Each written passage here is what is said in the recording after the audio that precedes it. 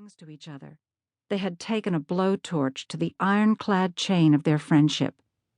Or, "Oh, Meredith, what have I done? Why are you here? I wanted a quiet summer. I wanted peace. And now I have you, a stinky international scandal in my front seat." Meredith decided to give Connie the benefit of the doubt. "Oh, Meredith" was a quasi-sympathetic non-answer. Connie was pulling up to the gatehouse and showing the attendant her ferry ticket. She was distracted. Meredith wore her son Carver's baseball hat from Choate and her last remaining pair of prescription sunglasses, which fortunately were big, round, and very dark. Meredith turned her face away from the attendant. She couldn't let anyone recognize her. Connie pulled up the ramp into the ferry's hold. Cars were packed like matchbox models in a snug little suitcase. It was the 1st of July.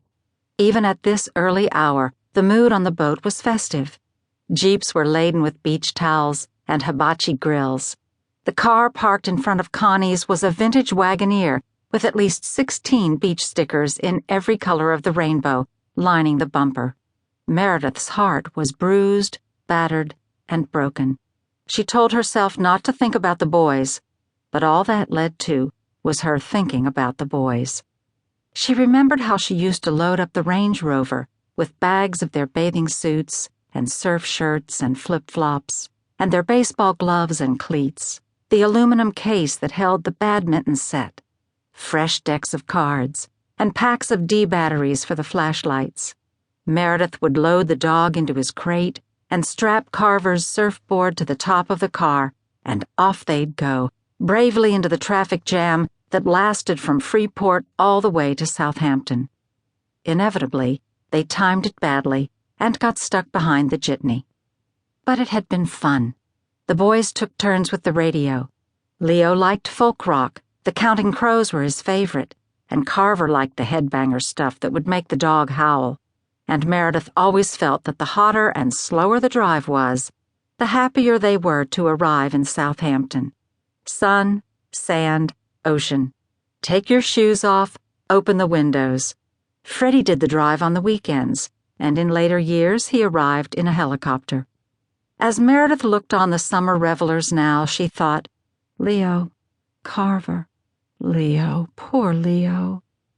For all of the years of their growing up, Leo had taken care of Carver, protected him, schooled him, included him.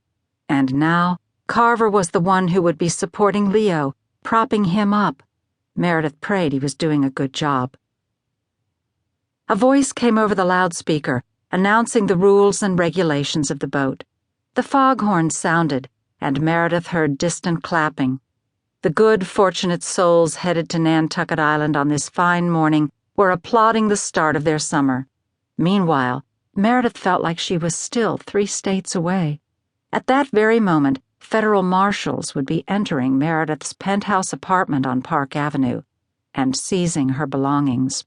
Meredith wondered with a curious detachment what this seizing would be like. To go with Connie, Meredith had packed 1 duffel bag of simple summer clothes and 1 cardboard box of personal effects. Photographs, her marriage license, the boys' birth certificates, a few of her favorite paperback novels, 1 particular spiral-bound notebook from her freshman year at Princeton, and 1 record album, the original 1970 release of Simon & Garfunkel's Bridge Over Troubled Water, which Meredith had no hope of ever listening to, but which she couldn't bring herself to leave behind. She'd been permitted to take her eyeglasses, her prescription sunglasses, and her 4-carat diamond engagement ring. The ring had been inherited from her grandmother, Meredith Martin, and not bought with dirty money. There was a strand of pearls from Meredith's mother, a present on Meredith's graduation from Princeton, which fell into the same category. But Meredith had no use for pearls now. She couldn't wear pearls in jail. With a little forethought, she might have pawned them and added the money to the paltry sum she had left.